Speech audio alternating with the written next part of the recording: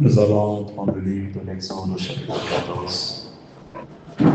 Exode chapitre 14 à partir du verset 15 jusqu'au verset 25. Exode 14, verset 15 jusqu'à 25. Nous lisons au nom du Seigneur Jésus-Christ. L'Éternel dit à Moïse, pourquoi ces cris? Parle aux enfants d'Israël et qu'ils marchent. Et les Égyptiens sauront que je suis l'Éternel. Comme Pharaon, ses chars et ses cavaliers auront fait éclater ma gloire. À la veille du matin, l'Éternel de la colonne de feu et de nuée regarda le camp des Égyptiens et mit en désordre le camp des Égyptiens.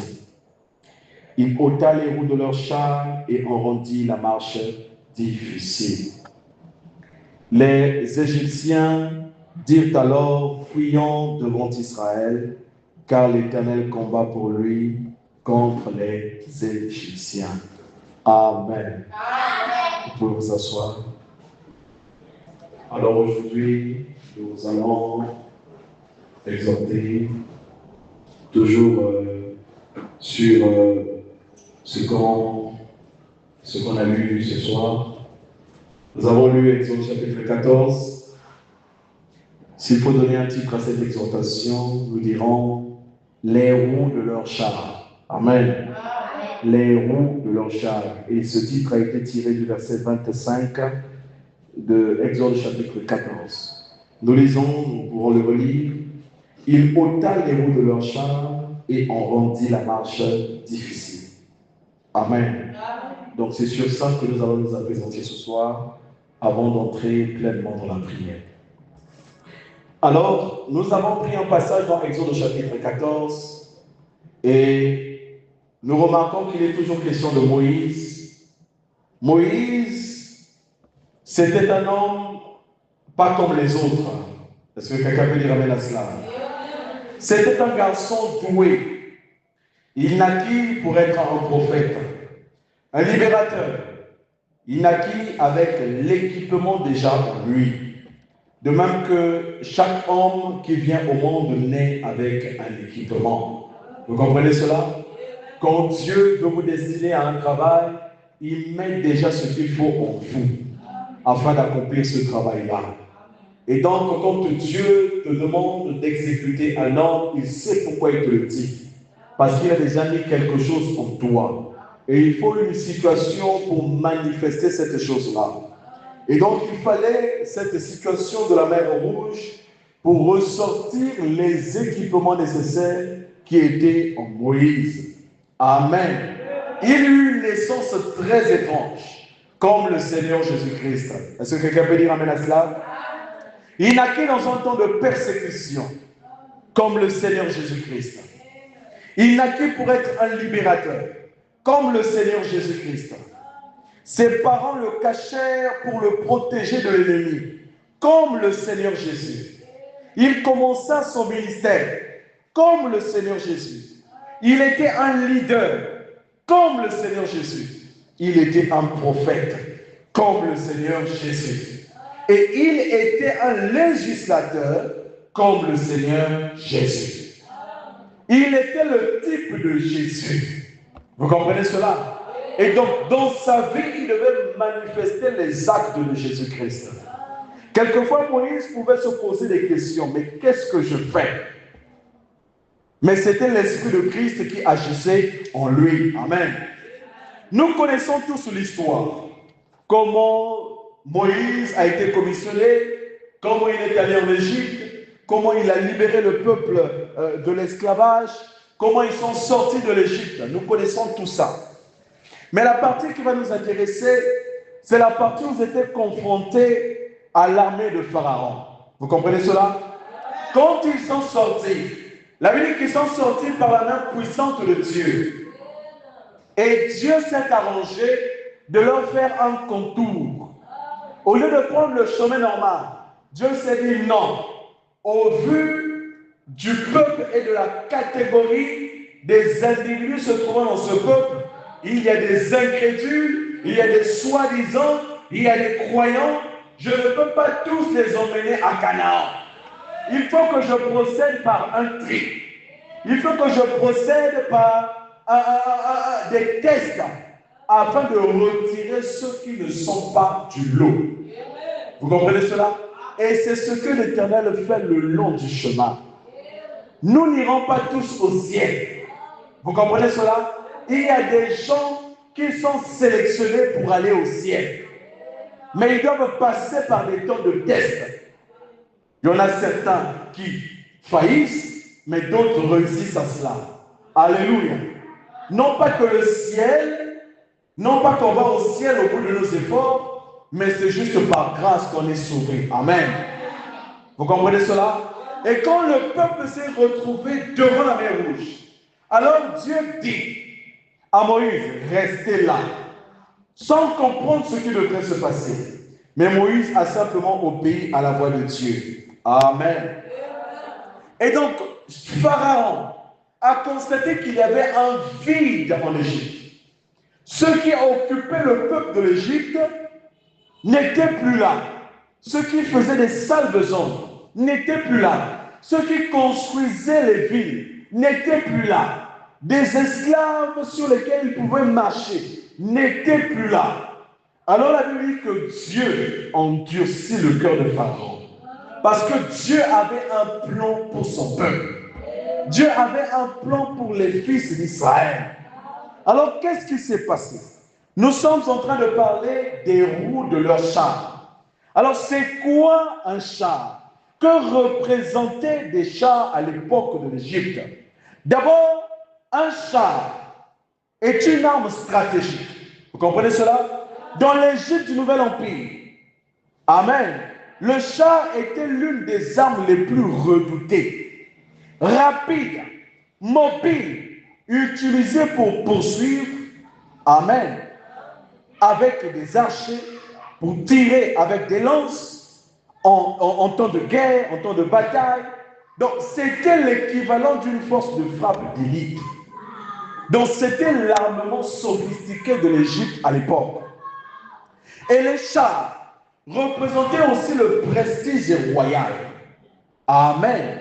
Parce que Pharaon apparaissait très souvent sur son char, en guerre, à la chasse, dans les cérémonies.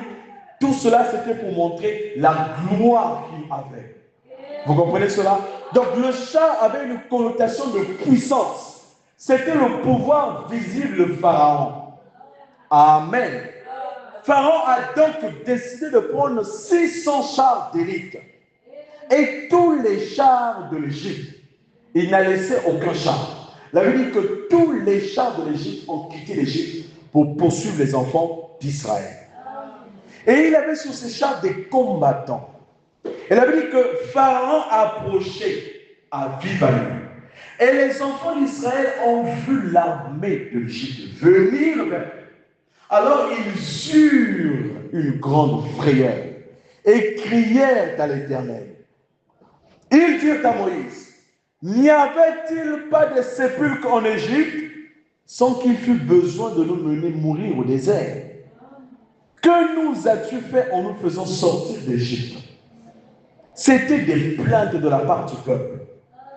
Alors, Moïse répondit au peuple, ne craignez rien, restez en place et regardez la délivrance que l'Éternel va vous accorder en ce jour. Regardez de vos propres yeux la délivrance que l'Éternel va vous accorder en ce jour. Amen. Car les Égyptiens que vous voyez aujourd'hui, vous ne les verrez plus jamais. Mais remarquez une seule chose. Quand Moïse a déclaré cela, il n'avait pas encore de solution pour le peuple. Le peuple était encore sur place. Mais c'était une prophétie qui était sortie de la bouche de Moïse. C'est comme le chrétien aujourd'hui qui peut dire, je les vaincrai tous. Même si aujourd'hui je tombe, je me relèverai et j'avancerai. Amen. Il n'a peut-être pas encore la victoire, mais il croit que ce qu'il déclare va s'accomplir. Parce qu'il a foi en son Dieu. Et Moïse dit que l'Éternel combattra pour vous. Et vous, ce que vous avez à faire, c'est de garder le silence. Amen. En temps de bataille, soyez certains que c'est l'Éternel qui combat pour vous. Vous rappelez-vous simplement que c'est l'Éternel qui combat pour vous. Vous n'avez qu'à garder le silence. Mais bizarrement, le peuple a commencé à parler de toutes parts. Le peuple a commencé à crier. Le peuple a commencé à dire les choses, à murmurer. Et cela est parvenu aux oreilles de Moïse. Ça l'a déstabilisé. Amen. C'est pourquoi il ne faut pas écouter n'importe quoi. En écoutant n'importe quoi, tu vas pénaliser ta foi. Écoute ce qui peut t'apporter la foi. Parce que la foi vient de ce qu'on entend. Et ce qu'on entend vient de la parole de Dieu. Moïse était perturbé. Il a commencé à paniquer. Il ne savait plus quoi faire. Alors Dieu est descendu. Dieu a dit, Moïse, pourquoi s'écrier parmi le peuple? Pourquoi crier? Pourquoi crier? Parle simplement. Moïse avait oublié qu'il était dans l'exercice de sa mission. Il avait oublié que l'Éternel lui avait déjà accordé l'autorité sur les Égyptiens. Il avait déjà oublié que l'Éternel lui avait donné la force de vaincre l'armée égyptienne. Son appel et sa commission étaient même ça, ainsi dit le Seigneur. Mais il voulait encore écouter la voix de Dieu. Écouter Dieu lui dit, fais ceci. Non, quelquefois Dieu attend que toi tu agisses. Ne t'attends toujours pas à ce que Dieu parle. Mais tu sais ce que la parole a dit de toi. Tu sais ce que Dieu a dit de toi. Pourquoi tu veux encore entendre cette voix te parler? Alors que la Bible dit que ta foi à toi vaincra toutes choses. Vous comprenez cela? Oh non, j'attends une vision. Cela est arrivé une fois au prophète. Il attendait une vision que Dieu lui fasse. Dieu l'a réprimandé. Dieu lui a dit, donc toi, si je ne te donne pas de vision, tu ne feras rien. Alors un jour, il a commencé à faire des lignes de prière, sans s'attendre aux visions. Mais il a mis sa foi en jeu. Et il y avait des guérisons, il y avait des miracles. Amen. Même si vous ne voyez pas, même si vous n'entendez pas, mais que votre foi ne change pas de direction. Ayez confiance en ce que l'Éternel vous dit. Alors l'ange de l'Éternel se plaça derrière le peuple pour garantir la sécurité du peuple. La Bible dit qu'il y avait des ténèbres du côté des Égyptiens et il y avait de la lumière du côté des Israélites. Est-ce que quelqu'un peut dire amen? La même colonne de feu donnant les ténèbres au côté des Égyptiens et donnant de la lumière au côté des fils d'Israël. Et c'est ce que la parole de Dieu fait aussi. Quand la parole de Dieu sort, amen, elle condamne les uns et donne la vie aux autres. Amen. Vous comprenez cela? Et quand Dieu l'a fait, il s'est interposé entre le peuple d'Israël et l'armée égyptienne. Alors Dieu dit à Moïse, lève ton bâton, étends ta main et fends la mer. Parle. Tu n'as pas besoin de crier. Tu n'as pas besoin de faire des gymnastiques. Je veux que tu parles. Et je veux que ce soir, que vous puissiez également parler. Mais en parlant, tu dois avoir conscience que ce que tu dis, tu verras cela s'accomplir. Il y a certaines personnes qui se mettent à prier, mais se mettent encore à douter de ce qu'ils demandent à Dieu. Pendant qu'ils sont même en train de prier, des pensées viennent dans leur esprit, qui viennent encore annuler l'effet de leur prière. Mais quand on prie, on doit être concentré et focus sur la réponse. Amen. Alors, l'Éternel a fondu la mer. Le peuple d'Israël est passé à pied sec. Moïse est resté là, main tendue. Amen. Main tendue. Tout le peuple est passé. Amen. Le problème est qu'ils étaient à près de 2 millions de personnes. Ils sont passés. Moïse est resté là toujours main tendue, attendant que tout le peuple passe. Et il est resté là toute la nuit, main levée, pour retenir les eaux. Vous comprenez cela? La charge était grande sur Moïse. Ne minimisez pas la tâche des serviteurs de Dieu. Vous comprenez cela? Ils sont des précurseurs. Ils vous ouvrent le chemin. Amen. Si leurs mains faiblissent, vous n'aurez pas la victoire. Mais s'ils sont forts, vous serez aussi forts. C'est pourquoi on doit constamment soutenir les hommes de Dieu. Amen. Le peuple est passé. Mais il s'est passé quelque chose de glorieux. Et c'est là où nous allons nous accentuer. Alors Dieu dit à Moïse, maintenant, ce que tu vas faire, c'est de pouvoir laisser que le peuple d'Égypte entre dans les eaux. Ne baisse pas ta main, mais laisse qu'ils puissent entrer dans les eaux. Parce que Dieu avait dit que les Égyptiens que vous voyez là, vous ne les verrez plus jamais. C'était une prophétie qui devait s'accomplir. Mais remarquez comment Dieu a procédé. Il ne les a pas directement engloutis. Mais qu'est-ce qu'il a fait? Pharaon comptait sur ses chars. Pharaon comptait sur ses chevaux. Pharaon comptait sur son armée. Pharaon comptait sur toutes ces choses-là. Amen. Amen. Et la Bible dit, il ôta les roues de leurs chars et en rendit la marche difficile. Les Égyptiens dirent alors, fuyant devant Israël, car l'Éternel combat pour lui contre les Égyptiens.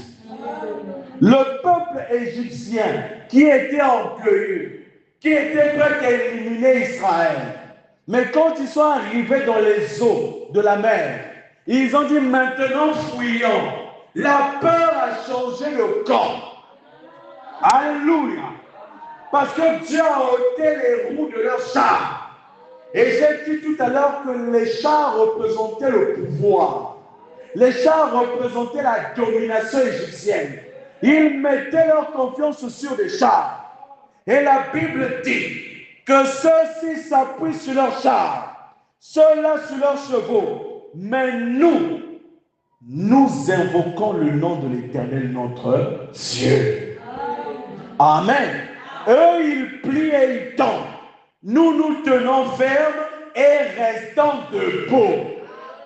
L'Éternel nous gardera debout. Malgré l'adversité, nous serons toujours debout. Il avait confiance en ses chars. Dieu a dit, je te montrerai que tes chars ne représentent rien face à ma puissance. Il a commencé à rendre leur marche difficile. Il a brisé les roues de leurs chars. Ce qui les rendait rapides, ce qui les rendait vaillants. Il a brisé cela. Amen. Et c'est ce que l'Éternel est en train de faire pour chacun de vous. Plus vous vous approchez de la face de Dieu, plus il rend la marche de l'ennemi difficile dans votre vie. Alléluia. L'ennemi s'appuie sur sa puissance. Il s'appuie sur ses fétiches. Il s'appuie sur ses gris-gris. Mais l'Éternel ne va pas le détruire automatiquement. Il va commencer à détruire ses fétiches pour lui montrer que la chose sur laquelle tu t'appuies, je vais commencer à détruire ça. Et Dieu a commencé à détruire les roues de leurs chars. Et leur marche devenait difficile. Oh bien-aimé, nous devons rendre la marche difficile à Satan. Plus nous nous consacrons, la marche de l'ennemi devient difficile. Hier, nous étions des poids faciles. Mais aujourd'hui, nous devenons des poids difficiles. Est-ce que quelqu'un me suit? Dieu a brisé les roues de leur char. Et la peur a changé de camp. Ils ne parlaient plus. Mais ils ont dit, ah, là c'est l'Éternel qui combat pour le peuple d'Israël. Et Satan doit dire cela dans ta vie. Que ça, c'est le doigt de Dieu dans sa vie. C'est l'Éternel qui combat pour sa fille. Là, je ne peux plus rien faire. Vous comprenez cela? Peu importe la puissance de l'ennemi, peu importe la façon dont il est loin, Vous comprenez? Parce que dans le monde occulte, il y a des niveaux.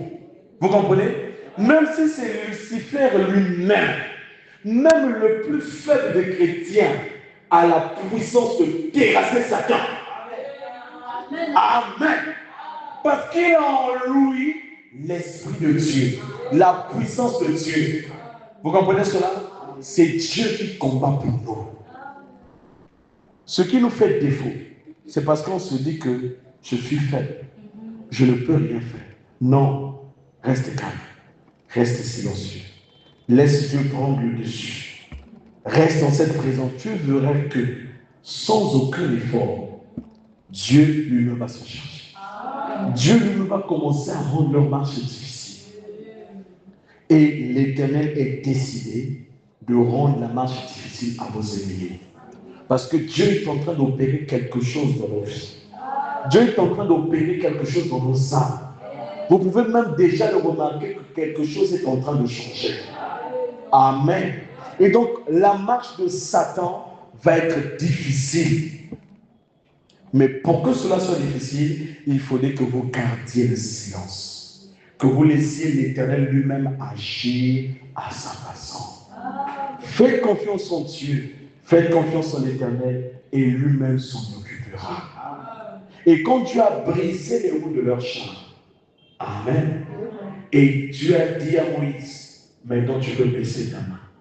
Il a baissé sa main et tous les cavaliers de l'Égypte, tous les chars de l'Égypte, ils ont été tués, ils ont été détruits. Et quand ils se sont retrouvés de l'autre côté, ils ont vu les cadavres au bord de la mer.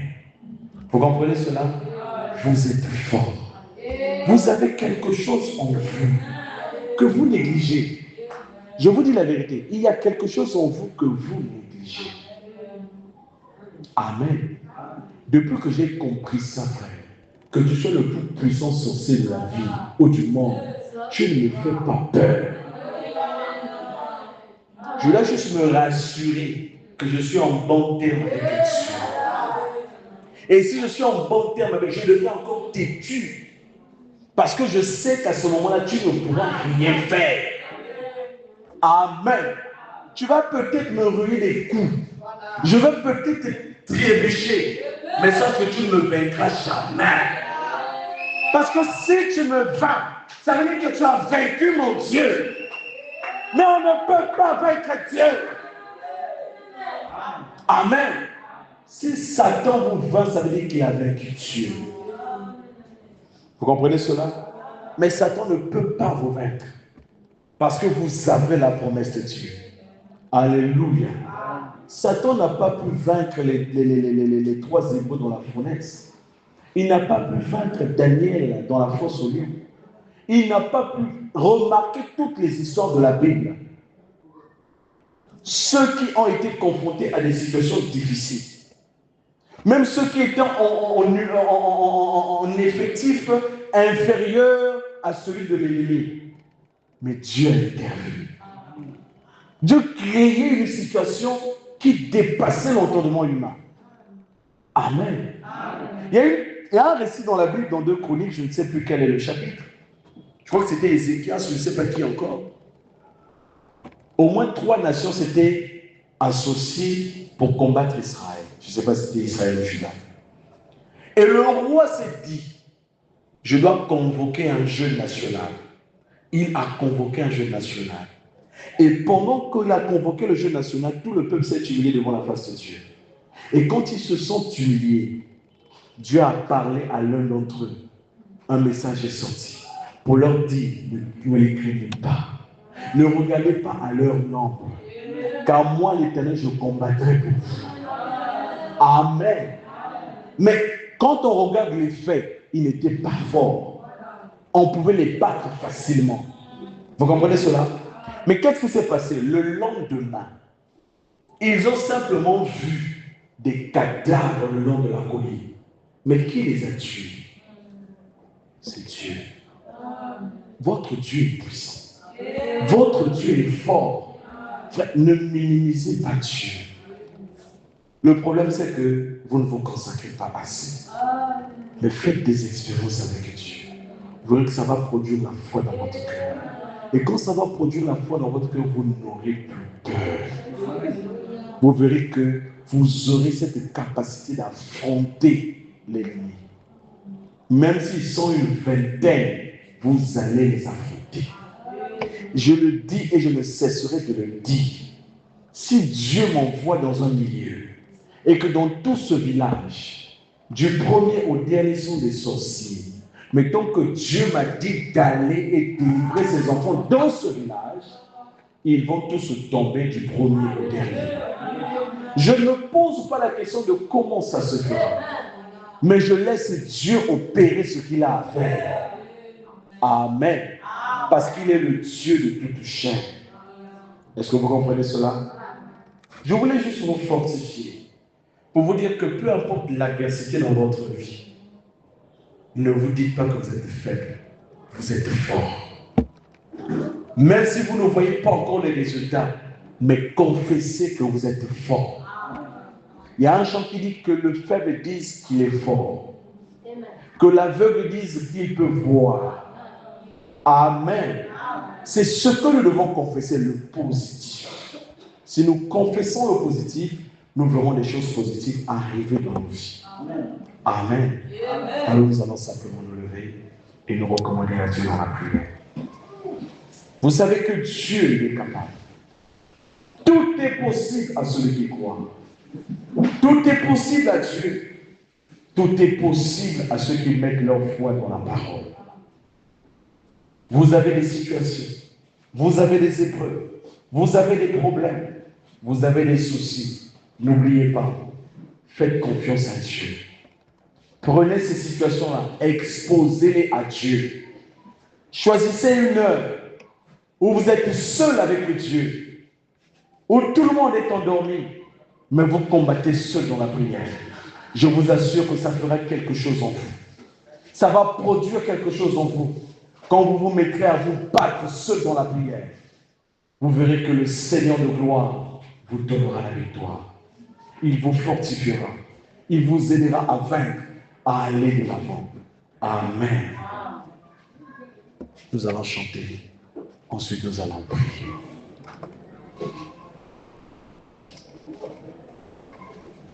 Du haut de cette montagne, Seigneur, je t'invoque, car tu m'en seul secours.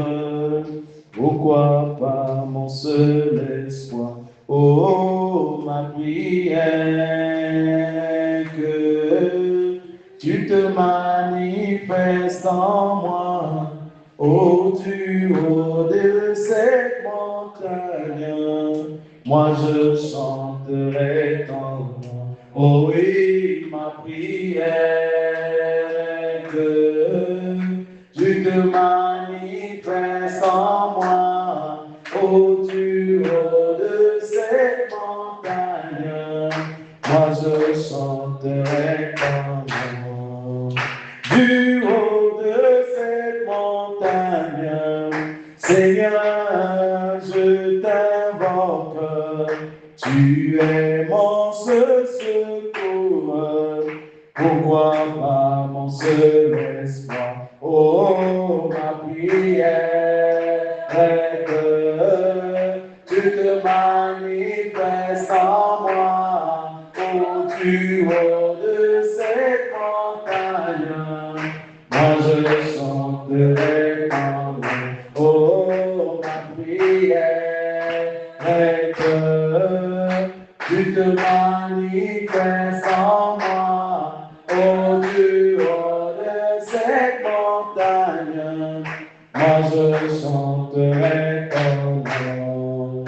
Je ne pourrai jamais vivre sans toi, mon Seigneur, car je désire t'avoir tous les jours de ma vie. Oh, ma prière, que tu te manifestes en moi.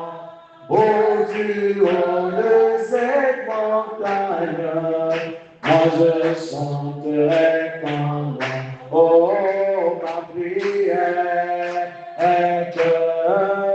tu te manifestes en moi. Au haut de cette montagne, moi je chanterai ton nom.